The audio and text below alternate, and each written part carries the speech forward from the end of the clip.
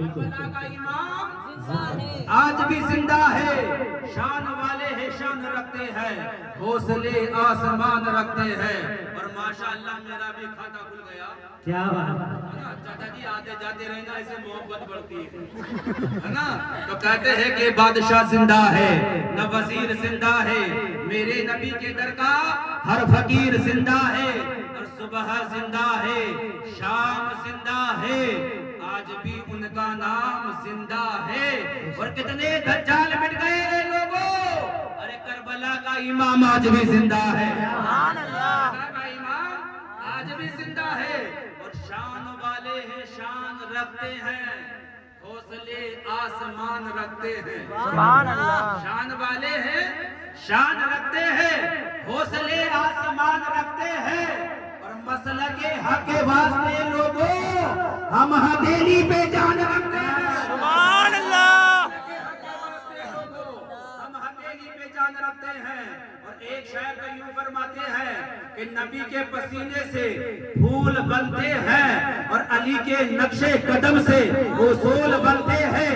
اور لوگ کیا جانے حسن و حسین کا مرتبہ، ارے جن کی سواری خود رسول بنتے ہیں۔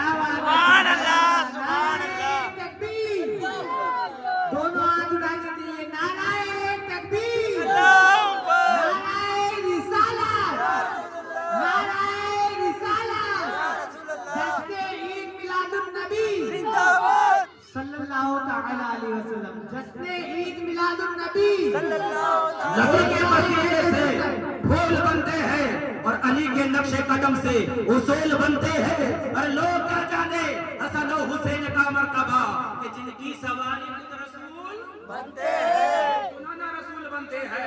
لیکن میں نے کہا ہے لوگوں یہ علی کون ہے؟ میں نے کہا علی وہی ہے جو نبی کا یار ہے، میں نے کہا علی وہی ہے جو نبی کا داماد بھی ہے، ارے وہی علی ہے جو فرماتے ہیں کہ اگر میں سواری پر سوار ہوں تو میرا ایک پیر ایک رکاب میں جاتا ہے، اور دوسرا پیر دوسری رکاب میں نہ جائے۔ اس سے پہلے میں ختم قرآن کر لیتا ہوں۔ سبحان اللہ، سبحان اللہ، ایک ختم قرآن لوگوں کے من میں کھٹکے گی کہ کیسے بات کرتے ہو، یہ حافظ صاحب بیٹھے ہوئے ہیں، 6666 آیتیں ہیں، اتنے حافظ بٹھا دو اتنی دیر میں ایک قرآن ختم نہ ہوگا، یہ علی کیسے کر لیتے ہیں؟ میں نے کہا کیوں نہیں کر سکتے؟ آگے علی ہے علی، ارے وہ علی جو خانہ کعبہ میں پیدا اور مسجد میں شہید ہو۔ سبحان اللہ، کوئی پھر بھی کر سکتا ہے کہ اتنا جلدی کوئی قرآن ختم نہیں کر سکتا؟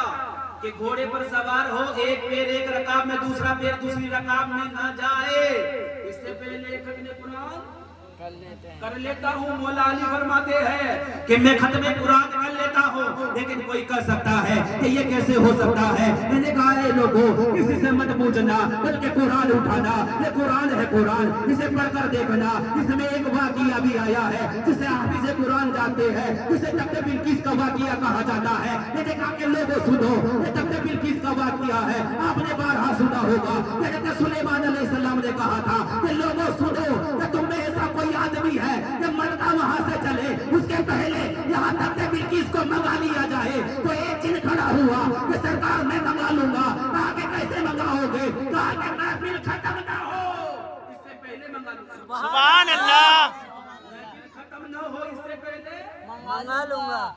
تو سلیمان علیہ السلام بولے کہ تم جن ہو، تم بیٹھ جاؤ، مجھے تو آج ایک ولی کی کرامت دکھانی ہے۔ اس میں سے ایک ولی کھڑے ہوئے جنہیں آسی برقیہ کہا جاتا ہے، آسی برقیہ کھڑے ہوئے، کہا کہ سرکار میں منگا لوں گا۔ کہا کہ کتنی دیر میں منگاؤ گے؟ کہا اتنی دیر میں منگاؤں گا کہ پلک نہ جھپکے اس سے پہلے تخت بلقیس کو منگا لوں گا۔ سبحان اللہ، تخت بلقیس کو منگا لوں گا۔ اور یہ حافظ قرآن بیٹے ہیں، یہ عالم دین بیٹے ہیں، ان سے پوچھنا کہ پلک نہ جھپکی اس سے پہلے تخت بلقیس کو منگا لیا۔ لیکن میں نے کہا ہے لوگوں کہ دنیا کہتی کہ اے لوگوں سنو سنو کہ سلیمان علیہ السلام کی امت میں ایسے ایسے اللہ کے ولی تھے کہ پلک جھپکنے سے پہلے تخت بلقیس کو منگا لیا کرتے تھے۔ تو کیا نبی کی امت میں ایسا کوئی ولی نہ تھا تو ایسی کرامت دکھلا تھا؟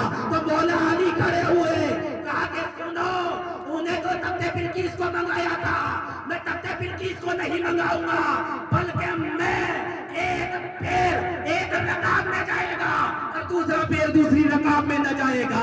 اس سے پہلے میں ختم قرآن کر لوں گا۔ علی علی وہ علی کہ جو خانہ کعبہ میں پیدا ہو اور مسجد میں شہید ہو